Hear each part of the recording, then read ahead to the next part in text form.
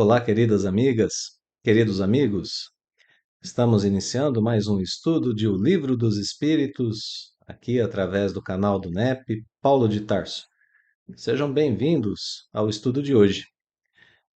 Nós vamos estudar hoje, ainda dentro da segunda parte de O Livro dos Espíritos, o capítulo 11, capítulo 11º dessa segunda parte. 11º e último capítulo. Estamos no último capítulo da segunda parte do livro, um capítulo muito interessante, o capítulo que tem o título Dos Três Reinos. Nós que estudamos nessa segunda parte inteira do Livro dos Espíritos, as relações de cada um de nós enquanto espírito, com os dois tipos de mundos possíveis para a nossa vida, o mundo espiritual e o mundo corpóreo. Hoje entramos nesse 11º capítulo e vamos estudar o primeiro item desse 12º capítulo, que tem o título Os Minerais e as Plantas. Esse item é composto pelas questões que vão de 585 até 591. Vamos fazer alguns comentários sobre esse 11º capítulo, mas antes disso vou convidar os queridos amigos a realizarmos a nossa prece inicial. Vamos lá. Então vamos, nesse momento, buscar em nossas mentes a imagem do amado Mestre Jesus, pensando no Divino Amigo, bem próximo de cada um de nós nesse momento, e dando a Ele acesso às nossas mentes e aos nossos corações. Vamos deixar que Jesus conduza nossos pensamentos e sentimentos, no sentido de que possamos estudar bem o Livro dos Espíritos e sentirmos-nos todos nós fortalecidos, desse modo, à melhor condução de nossas vidas. Muito obrigado, amado Mestre, e que assim seja. Muito bem, meus amigos, então nós vamos a esse 11º capítulo de O Livro dos Espíritos, que tem esse título, que é um título curioso, né? 11º capítulo dos Três Reinos. E a gente já consegue suspeitar, diante desse título, que Allan Kardec abordará aqui alguma coisa sobre o reino mineral, o reino vegetal e o reino animal, assim como nós podemos ver nos itens que nós temos, nos itens que nós temos dentro do índice, né, do capítulo. São 3 itens aqui: os minerais e as plantas, que vamos estudar hoje, os animais e o homem.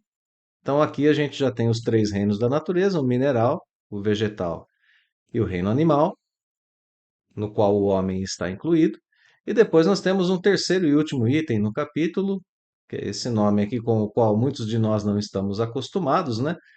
Metempsicose, que nada mais é do que a possibilidade de um espírito humano encarnar no corpo de um animal. Já podemos adiantar que essa hipótese é refutada pela doutrina espírita, é refutada por Allan Kardec aqui no Livro dos Espíritos, pela própria lei de progresso, né, com a qual nós já tivemos algum contato estudando essa segunda parte do livro. O espírito sempre progride, ele jamais regride. Se jamais regride, ele não teria uma vida proveitosa animando o corpo de um animal. Então, esse é o princípio básico que a gente vai explorar um pouquinho melhor quando chegarmos nessa parte. Mas já podemos adiantar isso. Bem, agora nos cabe uma análise rápida, mas valiosa, no seguinte sentido. Dizíamos há pouco que essa segunda parte do Livro dos Espíritos nos levou a estudar as diversas relações que o espírito pode ter no decorrer de sua vida, tanto com os mundos, o mundo extracorpóreo e o mundo corpóreo, quanto no que diz respeito à relação que ele pode ter com outros espíritos. Ele pode estar encarnado, se relacionando com espíritos desencarnados, e o contrário também.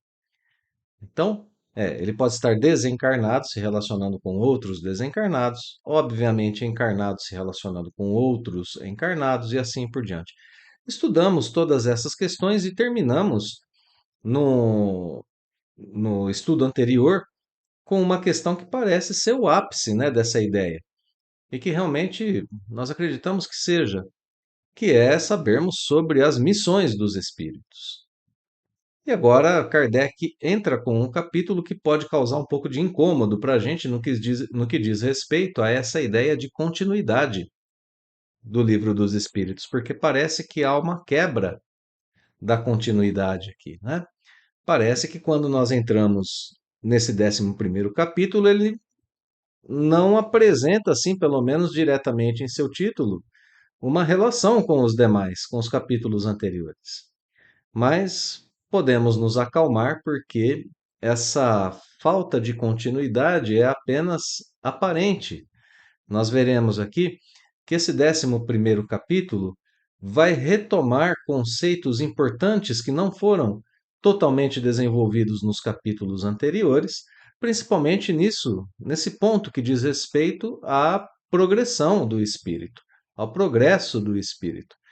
Como é que o princípio inteligente se transformou em espírito e pôde então seguir a sua jornada, agora dotado de livre-arbítrio? Isso é um ponto central nesse capítulo 11 do Livro dos Espíritos. Então, ele vai desenvolver melhor essa ideia, desenvolver melhor até mesmo a ideia das ocupações dos espíritos agora nos diversos reinos da natureza. A gente vai ver que, de acordo com a possibilidade que o espírito tem, ele se desenvolve, né, enquanto princípio inteligente, pelo menos, nos demais reinos da natureza. O princípio inteligente se elabora nos reinos da natureza, é uma ideia que a gente vai ver aqui dentro desse capítulo. E aí a gente vai poder tirar algumas dúvidas, né, que são dúvidas próprias de muitos espíritas ainda até hoje.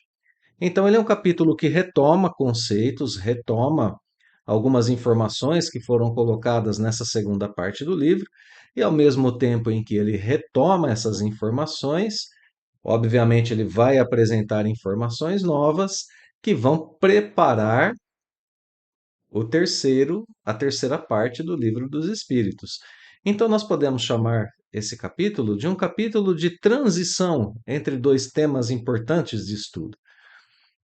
Retomando, nessa segunda parte, o tema era o mundo dos espíritos, em seu aspecto corpóreo e extracorpóreo. O tema que virá a seguir é as leis morais, como é que o espírito orienta a sua vida, esteja ele em qualquer um dos dois planos, né?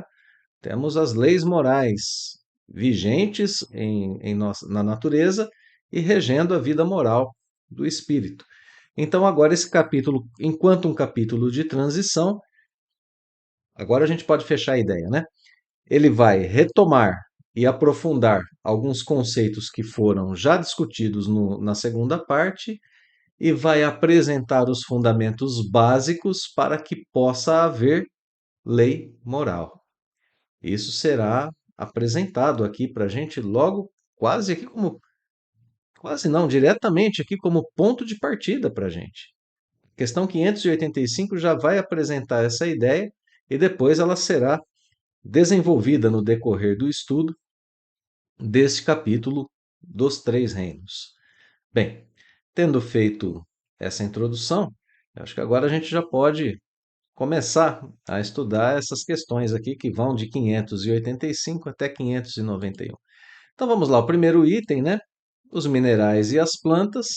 Depois passamos a um outro patamar da natureza, né? Os animais e o homem. Esse fica para os próximos estudos. Hoje, os minerais e as plantas, da questão 585 até 591, começando aqui, então, com uma pergunta e com uma questão de extrema profundidade que vão, como a gente está acostumado a ver nos inícios de texto de Allan Kardec, que vão colocar ideias, vão colocar princípios, vão colocar ali algumas informações que precisarão de de melhores, né, explicações que serão desenvolvidas nas demais. Ficando por enquanto só na pergunta aqui 585, Kardec, se dirigindo aos espíritos superiores, pergunta a eles o que eles pensam da divisão da natureza que é adotada aqui na Terra. Nós dividimos a natureza em três reinos: o reino animal, o reino vegetal, o reino mineral.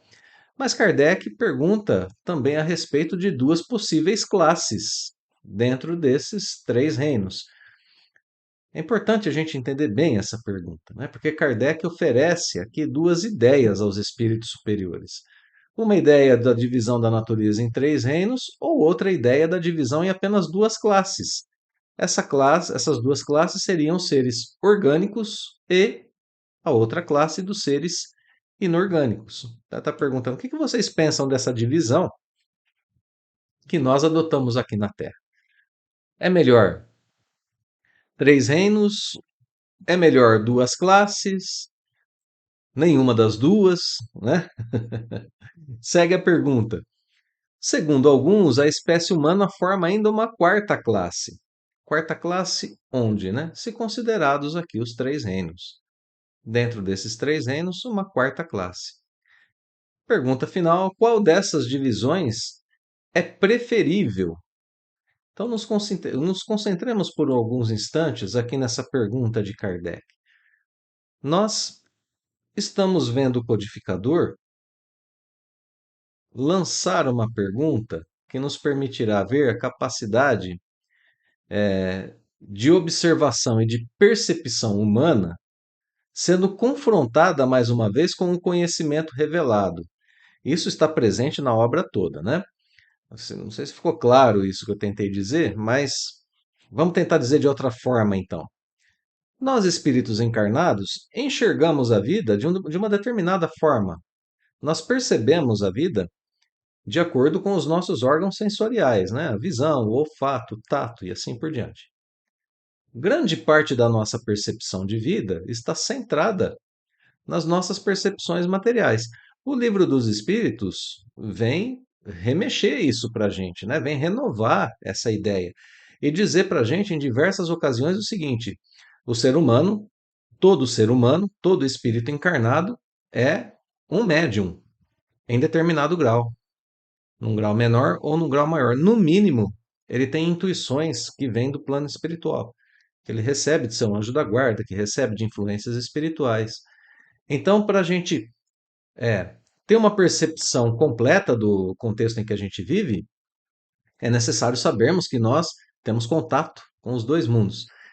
Essa é a percepção humana que o Livro dos Espíritos veio com a missão de fazer com que a gente perceba isso, aprimorar, né?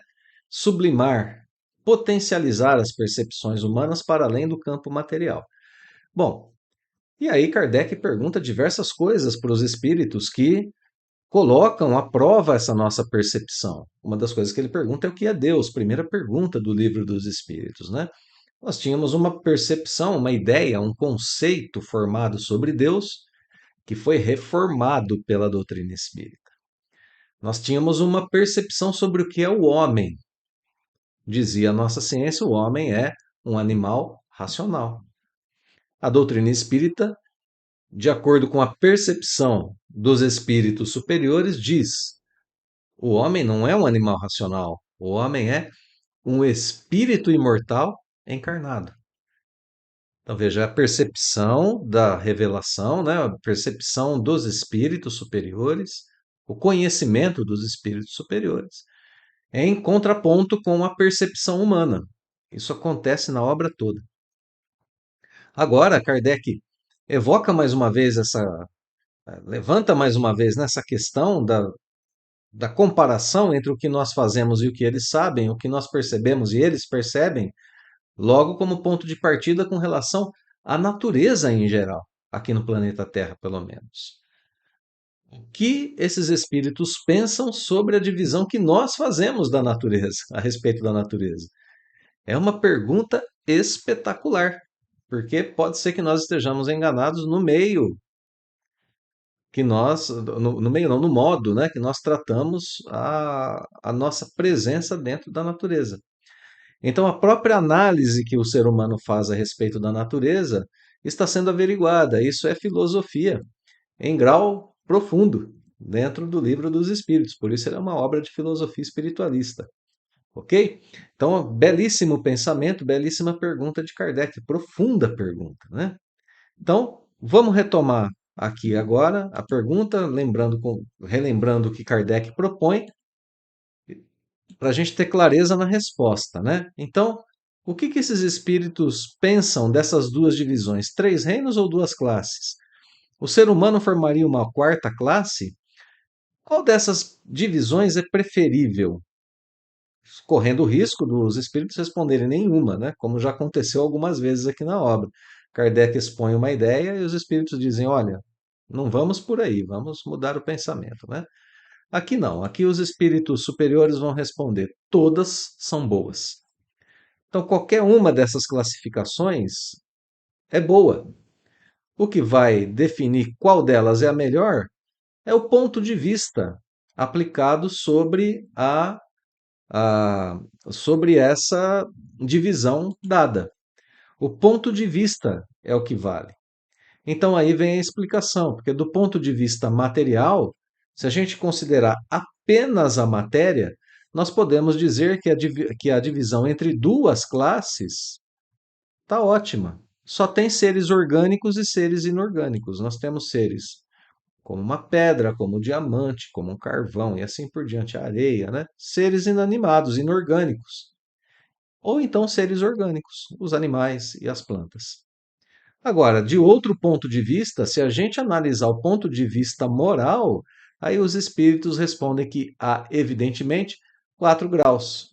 Então, aí nós temos, se a gente quiser incluir nessa divisão a questão moral, aí então a gente tem que considerar o homem como uma quarta classe. Então, nessa resposta, perdão, amigos. Então, nessa resposta, a gente vê que os espíritos superiores integram, né, as duas classificações e dizem, olha, é só a pessoa, é só as pessoas, é só o ser humano se adequar, né, concordar, estabelecer um certo tipo de concordância com aquilo que se está dizendo, e então a gente tem uma classificação muito boa, uma classificação materialista, seres orgânicos e inorgânicos. Podemos adotar uma classificação espiritual, com o homem sendo uma quarta classe, pelo menos do ponto de vista moral, para aqueles que são só materialistas? Podemos. Isso demonstra, já de ponto de partida, que o homem está integrado na natureza de uma certa forma. Ele está integrado como um ser vivo, ele está integrado no reino dos animais, ele está integrado. Existe aqui unidade e a gente vai poder perceber que existe essa unidade na criação e, com as questões que virão, a ideia da progressão, a ideia do progresso. Então, essa questão é muito importante porque, primeiro, a gente precisa entender que o homem vai formar uma quarta classe e depois a gente vai poder explorar o sentido em que está sendo dito essa quarta classe, né? Estabelecendo aqui um estudo, né, tanto para a progressão quanto para a unidade da natureza. Da progressão, né, do princípio inteligente, da progressão dos seres, né, da progressão do homem ali dentro. Então, matéria inerte, os minerais, vida sem consciência, as plantas, vida com instinto e rudimento de inteligência, os animais, vida com razão e consciência moral, o homem. Né? Estou adiantando algumas coisas aqui dessa subdivisão que a gente vai encontrar agora aqui no comentário de Allan Kardec, que é um comentário que precisa ser também muito bem explorado, né? A questão 585 precisa ser muito bem entendida para a gente poder deslanchar assim com bastante tranquilidade no restante do capítulo, né? Então vamos lá. Kardec comenta que esses 4 graus, olha aqui Kardec adotando a divisão de 4 graus, né, para poder fazer uma explicação mais profunda. Tem cada um deles caracteres determinados, que eu já citei, mas que vou repetir. E Kardec coloca aqui uma coisa muito importante que será explorada no decorrer do capítulo, a questão de que esses 4 reinos se confundem em seus esses 4 graus, perdão, se confundem em seus limites. Se a gente for estudar Os limites que existem entre os animais e as plantas, esses limites são confusos, a gente vai ver. Os limites entre os animais e o homem são confusos. Então, são limites que a gente não tem muito bem delimitados. E Kardec vai explorar essa ideia, e não nos enganemos, quando Kardec explora essa ideia, ele está procurando, sem dúvida nenhuma, e desenvolvendo o estudo da progressão do princípio inteligente dentro dos reinos da natureza. Essa é uma ideia que permeia o capítulo todo. Então vamos lá, Kardec vai apresentar aqui os 4 graus. A matéria inerte, como eu disse agora há pouco, é constituída pelo reino mineral e a sua principal característica é ter apenas uma força mecânica. Então, o reino mineral não é dotado de vida. Muito importante para a gente perceber isso no Livro dos Espíritos, meus amigos. O reino mineral é destituído de vida. Ele tem uma força mecânica própria dos corpos inertes, né? Própria dos corpos inertes, não, perdão. Própria dos corpos que são do reino mineral. Uma força mecânica. Né? E aí a gente vai pensar, né, uma pedra de carvão que está nas profundezas do nosso planeta passa por processos de grande pressão que o planeta exerce sobre ela. Isso faz com que ela se modifique e se transforme em um diamante. Mas essa é uma força apenas mecânica. Ela não é uma força de vida. Não é um movimento de vida, é um movimento mecânico, exercido pela gravidade que o próprio planeta Terra tem. Só para a gente dar um exemplo, né? Bom, já as plantas são compostas de matéria inerte. Olha como que existe aqui um progresso, né, entre os seres. A matéria inerte é do reino mineral e só tem força mecânica. As plantas também têm matéria inerte. Uma raiz, um caule, uma folha são formados de matéria, a princípio, inerte, mas são dotadas de vitalidade, algo que o reino mineral não tem. Então, olha aqui, né, como há uma ideia de progresso entre o reino mineral e o reino das plantas. As plantas possuem tudo que o reino mineral possui, e mais uma coisa que é a vitalidade. Passamos aos animais, olha lá. Os animais também têm matéria inerte e também têm vitalidade. Eles possuem o que possui o reino vegetal e o que possui o reino mineral. Possuem, além disso, agora entra mais alguma coisa, né?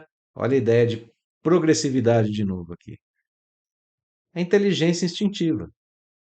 Eles têm uma inteligência que é uma inteligência instintiva, depois a gente vai desenvolver um pouco essa ideia, mas é uma inteligência que, justamente por ser instintiva, é limitada. E a consciência de sua existência e de suas individualidades, né? Para alguns animais. Em diferentes graus, obviamente.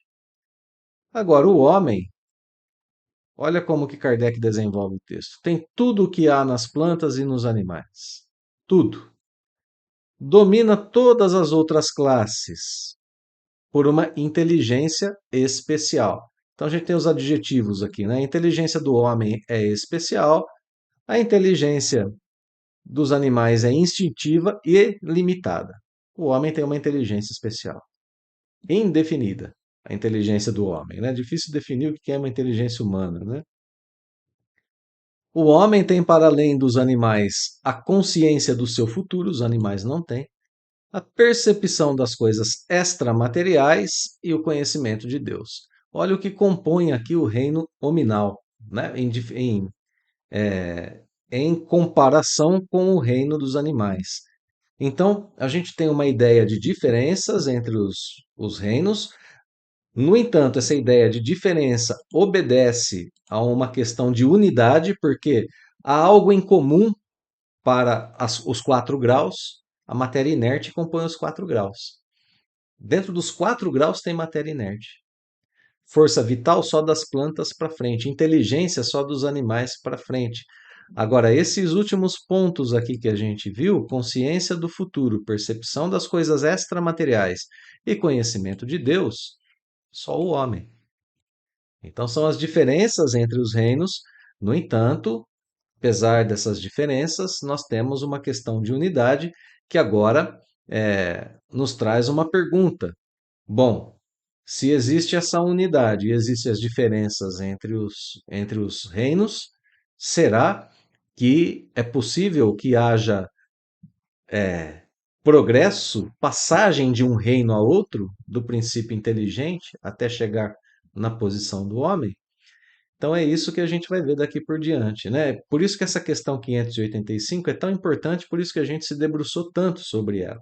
A gente queria que esses comentários de Allan Kardec, principalmente os comentários de Kardec que apresentam as características principais de cada reino, fossem o ponto essencial do nosso estudo de hoje, que daqui a gente pudesse partir, né, para estudar as plantas, que é o que vem na sequência, com essas ideias já formadas e orientando o nosso estudo.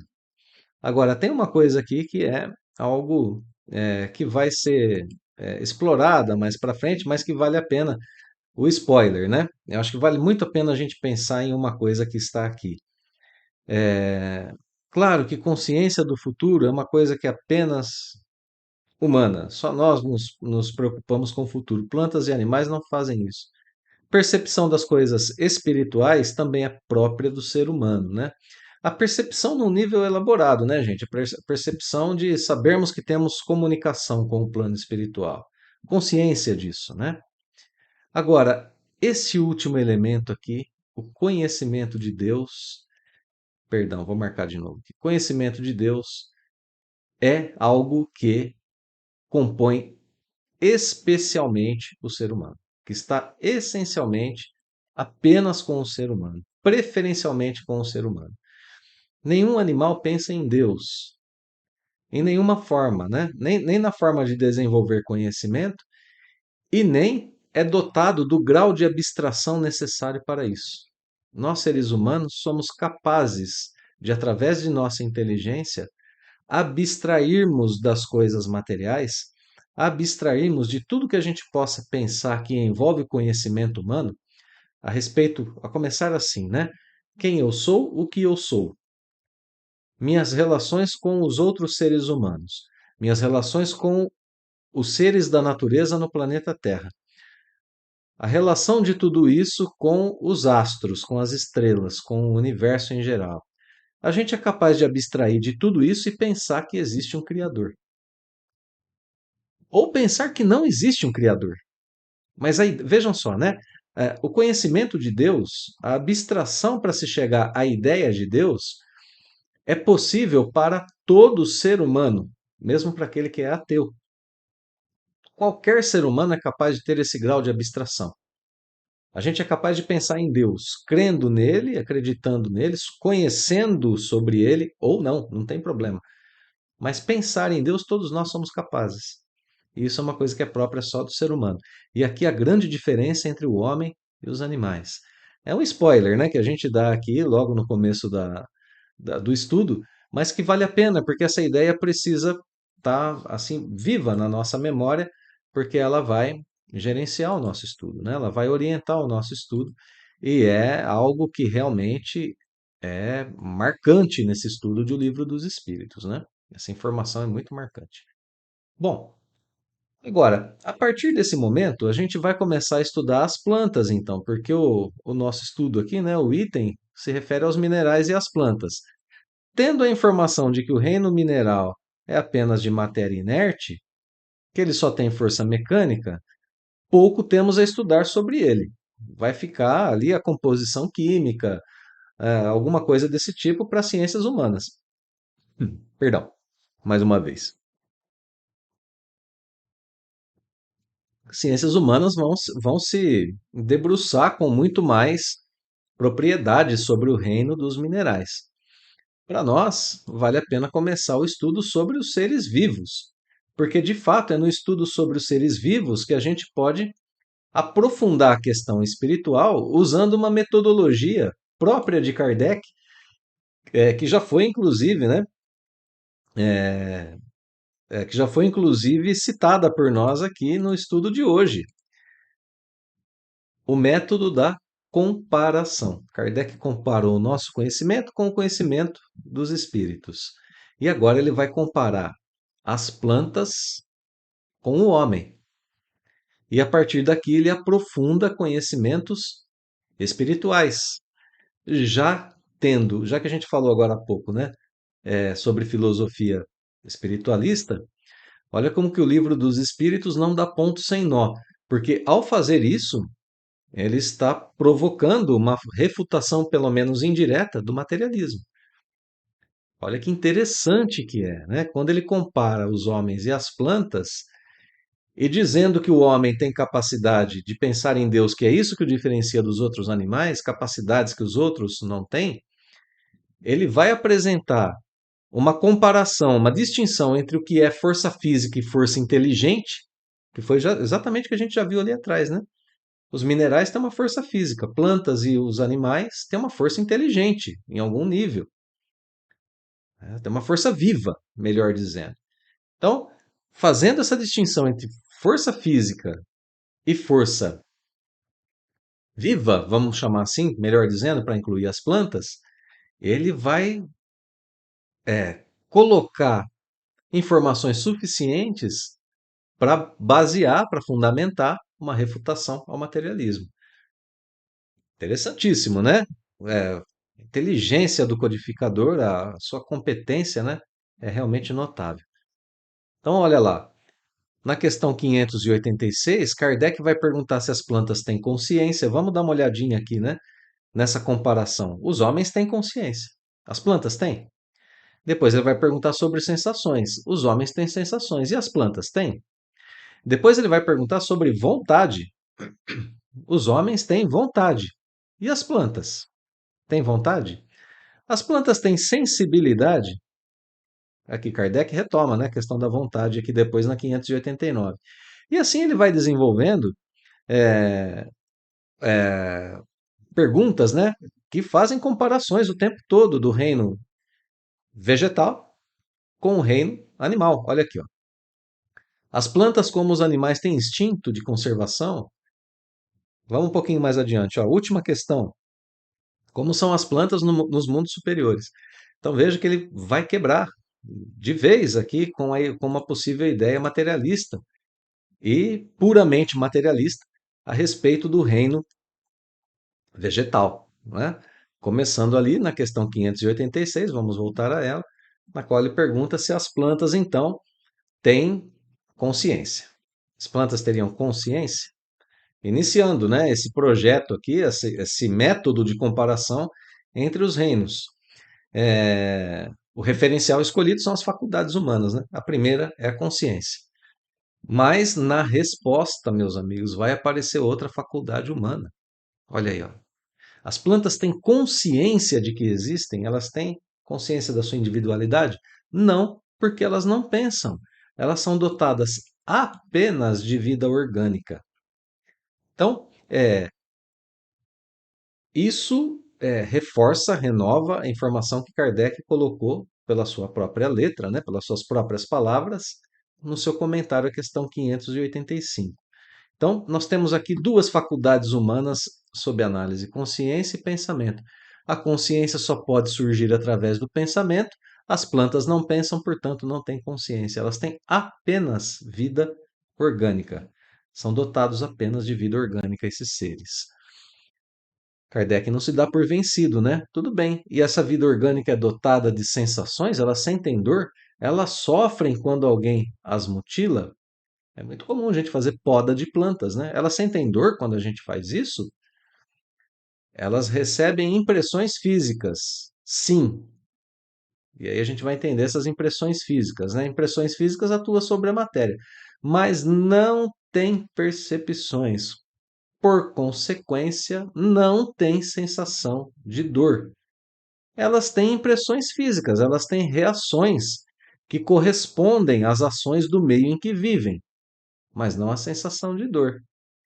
Essa questão da sensação aqui, ela vai ser melhor explorada na questão 589, na qual nós vamos chegar daqui a pouquinho. Num instantezinho só a gente já chega aqui. A gente vai elaborar melhor essa ideia, né? Aprender melhor sobre as impressões físicas. Então, vou parar meu comentário sobre impressões físicas aqui. A resposta dessa questão assegura que as plantas não sentem dor e nem qualquer outra percepção, elas não têm percepções. A percepção também depende do pensamento. A percepção é um tipo de pensamento. A gente já estudou um pouco disso em capítulos anteriores. A percepção depende de um pensamento. Se algo toca a minha pele, eu tenho estímulos dentro de meu corpo que levam essa sensação do toque até o meu cérebro. E o meu cérebro interpreta essa sensação e descreve o que eu estou sentindo. Um toque pode ser um toque, né, em algum corpo, em algum objeto, pode ser agradável a uma pessoa e desagradável para outra. Isso porque ele passa pelo pensamento.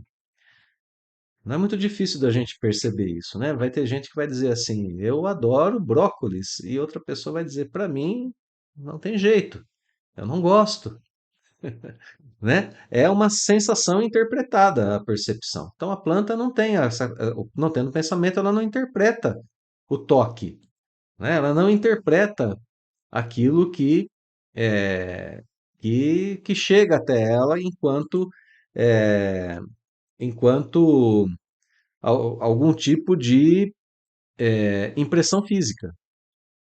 Ela vai ter algum tipo de impressão física? Vai, mas não dor. Vamos continuar desenvolvendo para a gente melhorar essa ideia. E vontade, né? Depende da vontade da planta, a força que as atrai umas para as outras, porque isso acontece no reino vegetal, né? Existe uma atração de umas às outras, das plantas, umas às outras, e que é uma atração que a gente precisa levar em consideração. Então, o que que é essa atração? As plantas não pensam. A pergunta é, né? Vamos retomar a pergunta para ficar dentro. Independe da vontade das plantas, essa atração que elas têm umas pelas outras? Sim, independe. Não depende da vontade delas, porque elas não pensam. Novamente, aqui a ideia é o pensamento, né? Isso que acontece é uma força mecânica que atua sobre a matéria. E olha como que o final da resposta fecha a questão da vontade. Elas nem podem se opor a isso.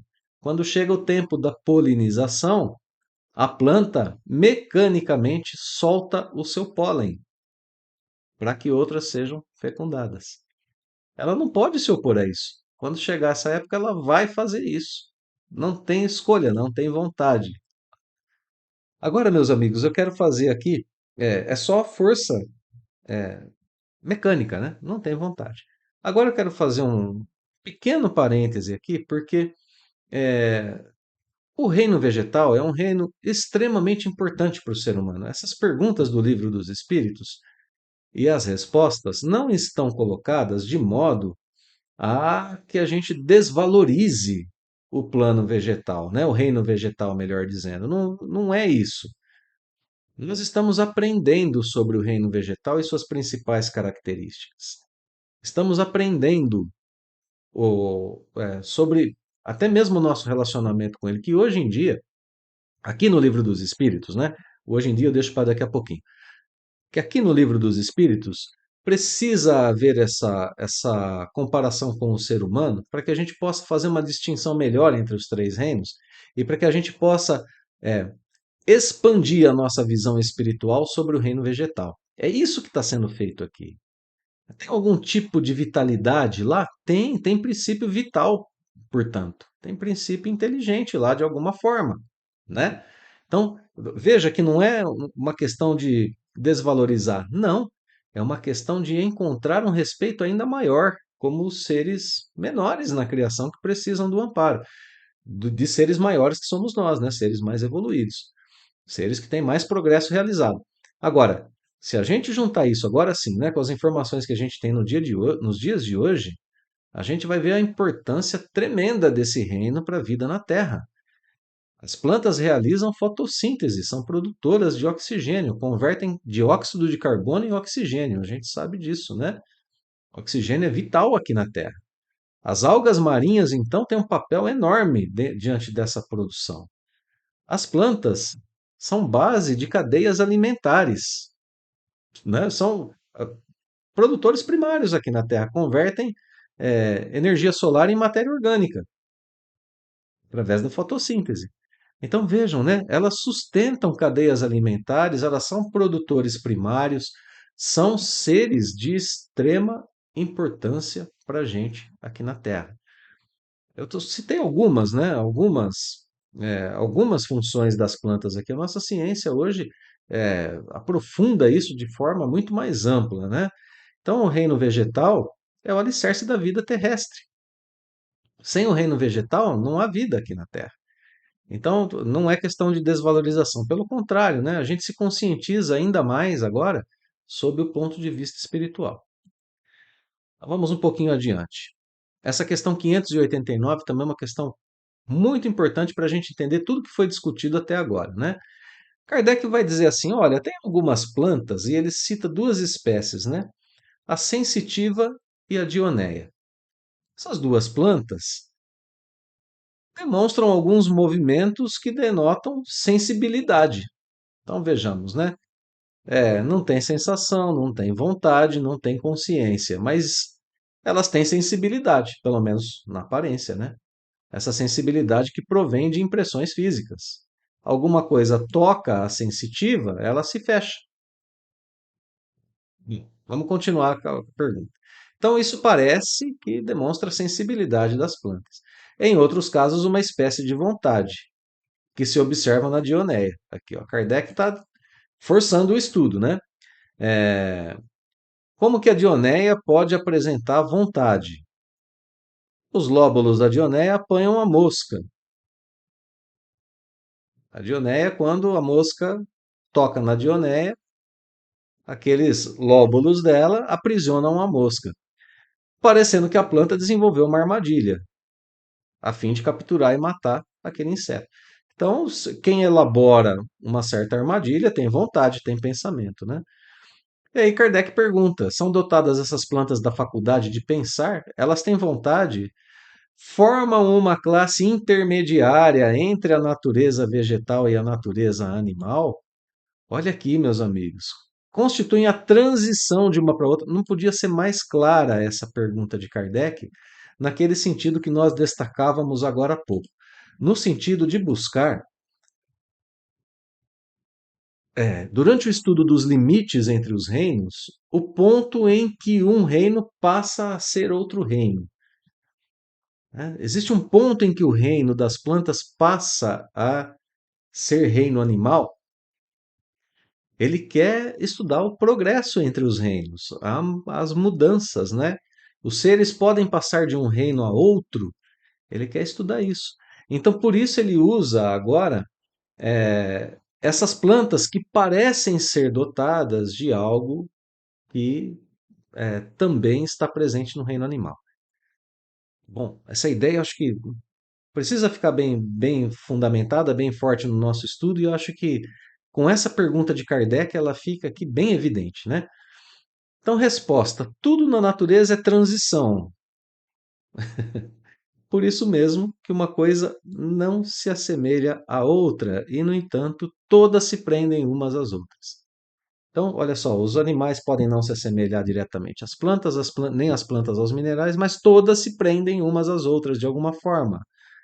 Eles renovam a ideia de que as plantas não pensam, então elas não têm vontade, né?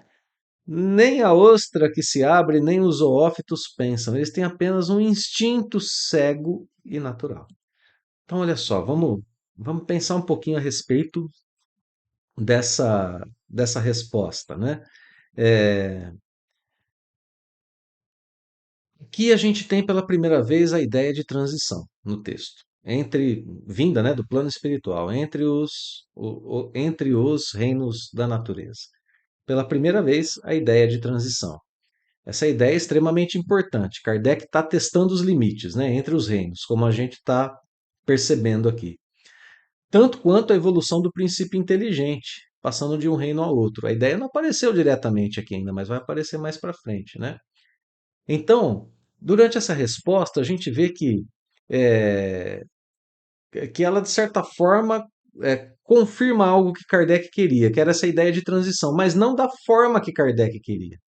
Porque Kardec pensou que essas plantas poderia, né, ter avaliado que essas plantas de fato fossem um marco de transição de um reino para o outro. Mas isso não ficou bem marcado na resposta dos espíritos, porque diz que essas plantas são dotadas de um instinto cego e natural e que elas não são necessariamente, portanto, uma transição. Né? Olha o que Kardec vai escrever em seu comentário. Ele vai dizer que o organismo humano nos proporciona alguns exemplos, né, desses movimentos nos quais não tem a participação da vontade. E ele cita aqui no finalzinho do texto que a gente marcou as funções digestivas e circulatórias. A gente não controla, né, a nossa circulação, a nossa vontade não diz quando o nosso estômago, o nosso intestino, quando o nosso aparelho digestivo digere o alimento ou não. Isso não depende da nossa vontade, nem as funções circulatórias. Kardec cita aqui ainda na resposta o píloro. Né? Ele se contrai ao contato de certos corpos para lhe negar a passagem. O píloro é uma estrutura anatômica localizada na parte inferior do nosso estômago. Ele funciona como uma válvula muscular que regula, né, a passagem entre o estômago e o duodeno. Então, olha só, quando certos corpos o tocam, ele se fecha. Isso não depende da nossa vontade. Então, Kardec está identificando que no nosso corpo humano existem funções parecidas com as funções dessas plantas e que são funções que também não dependem da vontade. Então, essa marcação de limites e de progresso entre um reino e outro está adiada, por enquanto, aqui dentro do reino vegetal. A gente vai deixar isso para um estudo posterior, para um estudo de daqui a pouco, né? Diante das informações que foram dadas. E, e a gente vai ter que ter um pouquinho de paciência, né? Mas vejam que o estudo sobre esse reino vegetal é importantíssimo porque ele coloca para a gente as dúvidas, os princípios que precisam ser desenvolvidos. Partindo daqui, a gente vai ter material para ser melhor elaborado nos demais estudos. Vale a pena a gente terminar o comentário de Kardec. Ele vai dizer que provavelmente o mesmo acontece na sensitiva, né? Então ela não precisa de percepção e nem de vontade, e nem a sensitiva e nem a dioneia, né? Elas não precisam disso. Elas vão precisar ali de uma coisa que é chamada aqui de instinto cego e natural. Essa ideia vai ser retomada no estudo posterior, né? No estudo que vem na sequência. Kardec vai elaborar melhor, né? Desenvolver melhor a definição dessa palavra instinto quando a gente estiver estudando os animais. Mas aqui, logo na questão 590, Kardec já vai perguntar se as plantas têm, assim como os animais, um certo instinto de conservação. Olha só, que ele abre mão das comparações com o ser humano para comparar com os animais em geral e dizer se elas têm um instinto de conservação. Né? E olha como que Kardec termina a pergunta. Esse instinto de conservação levaria as plantas a procurar o que lhes é útil e evitar o que possa ser nocivo. Isso é instinto de conservação. Na questão 590. Penúltima questão aqui do estudo de hoje. E aí olha como que aparece a resposta. Se a gente quiser, tem uma espécie de instinto. Bom, já que não deu para encontrar algo em comum, né, fora do material, né, fora da matéria inerte entre plantas e homem, não deu para encontrar vontade, não deu para encontrar pensamento, enfim, não deu para encontrar essas coisas. Quem sabe, né, ali no limite entre o reino vegetal e o animal, tenha algum tipo de instinto que a aproxime dos animais. Então, é, olha como vem a resposta. Tem uma espécie de instinto. Se você quiser chamar né? Esse instinto cego e natural de instinto você pode chamar, mas sendo uma espécie de instinto, não é o mesmo instinto de conservação dos animais. Porque depende disso a extensão, né? O significado que você queira dar à palavra instinto. Renovam a ideia de que é um instinto puramente mecânico. É algo que está programado para acontecer. O exemplo que vem adiante é o exemplo das operações químicas. Dois corpos que se reúnem um ao outro, quando convém, é um princípio puramente mecânico.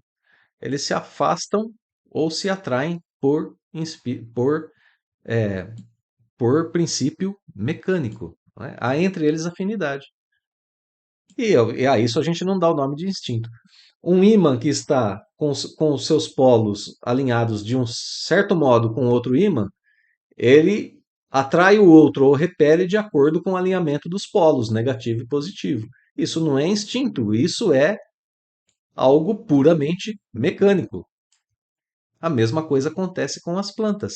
A ideia de mecanismo, meus amigos, é uma ideia muito importante aqui. Claro que a planta é viva, claro que ela contém vida, mas ela é o ensaio da vida orgânica mais elaborada, né?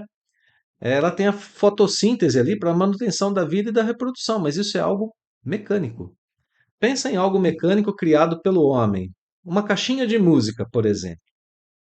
A gente dá corda na caixinha e ela tem uma estrutura própria que foi montada para a execução de um determinado som. Cada caixinha de música toca uma música diferente.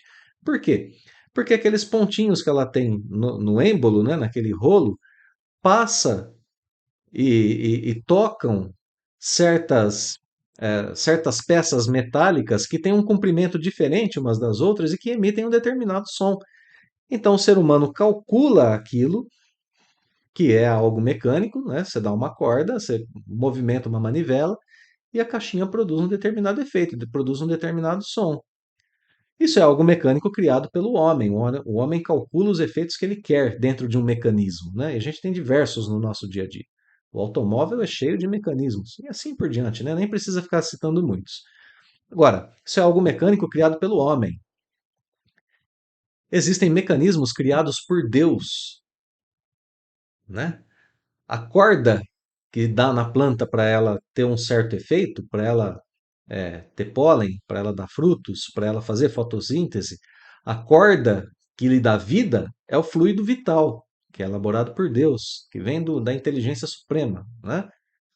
É elaborado, faz parte do princípio inteligente. A corda que dá energia à planta é o princípio vital, como a gente estudou anteriormente, né? Próprio do princípio inteligente. A programação mecânica, a manutenção da vida, programação mecânica, né? É a manutenção da vida, a produção de frutos ou de sementes, o aprisionamento de insetos, como a gente viu, o fechar-se por um toque. Essa é a programação mecânica de cada uma das espécies das plantas. A estrutura de cada uma delas está preparada para agir e reagir de certa forma ao meio, às impressões do meio, como a gente viu lá atrás, né? Como a gente viu em questões anteriores aqui. Vamos ver se a gente é capaz de resgatar aqui. Questão 587, olha lá. As impressões físicas. Algo toca a sensitiva, ela fecha. Isso é uma impressão física. Ela responde a uma impressão física de modo mecânico. Outras plantas não respondem da mesma forma porque são de outras espécies, mas ainda são plantas e não marcam a transição do reino, a transição entre os dois reinos, né? O reino vegetal e o reino animal. Bom, eu espero que com isso, né, a gente tenha fechado essa questão da comparação das plantas, porque Kardec vai fazer exatamente isso, né? Então, aqui na questão 591, não há mais comparações possíveis entre a planta e o reino animal, composto tanto por homem quanto pelos demais animais. Então, sobra a Kardec a elaboração da pergunta sobre o futuro, né, das plantas. E nos mundos superiores, as plantas são de natureza mais perfeita, como os outros seres? Em mundos superiores, os homens são mais perfeitos, né? A ideia de plantas em mundos superiores. Elas são mais perfeitas, né? Será que elas pensam em mundos superiores? Olha como vem a resposta. Em mundos superiores, tudo é mais perfeito. As plantas, porém, são sempre plantas. Também em mundos superiores. Elas são mais perfeitas, mas ainda não pensam, não têm vontade, não têm percepção, não têm instinto. Os animais também, em mundos superiores, são sempre animais, e os homens são sempre homens, mesmo estando em mundos superiores, né? Então, meus amigos, com essas ideias, nós fechamos o estudo de hoje, que é um estudo que, sim, ele abre as nossas mentes, né, para a responsabilidade ecológica e para também a responsabilidade espiritual, a responsabilidade fraternal que o homem deve ter para com os demais reinos da natureza, não apenas para com o reino vegetal, mas principalmente também para com o reino animal, que a gente vai estudar na sequência, né? Então a gente tem uma responsabilidade, se existe, a gente é capaz de identificar aqui a existência de uma hierarquia entre os três reinos da natureza, sendo que a vida nascendo e começando a ser elaborada no reino vegetal nos dá uma dica de que ela está mais elaborada no reino animal e que tem alguma coisa de especial no reino hominal, né? Então a relação entre nós, homens, e esses demais seres da natureza recebe o convite para ser repensada diante desse estudo de O Livro dos Espíritos. Que nós saibamos abrir nossas mentes e corações para a importância desses seres e que nós possamos, né, identificar as nossas responsabilidades diante deles e desenvolver bem a nossa vida usando-os, né, fazendo uso deles como nossos auxiliares e sendo nós também, por nossas vezes, auxiliares no desenvolvimento desses seres menores da criação. Amigos, eu espero que o estudo de hoje tenha sido agradável, tenha sido proveitoso e que esses princípios fiquem fundamentados em nós, porque eles ainda serão muito úteis no decorrer dos estudos que virão, né? Quando a gente entrar agora no estudo do reino animal, principalmente, a gente vai retomar muitos desses princípios e desenvolvê-los junto com Allan Kardec. Como sempre, fica o agradecimento profundo, o abraço fraterno e o convite. Nos vemos em breve para a continuidade do estudo.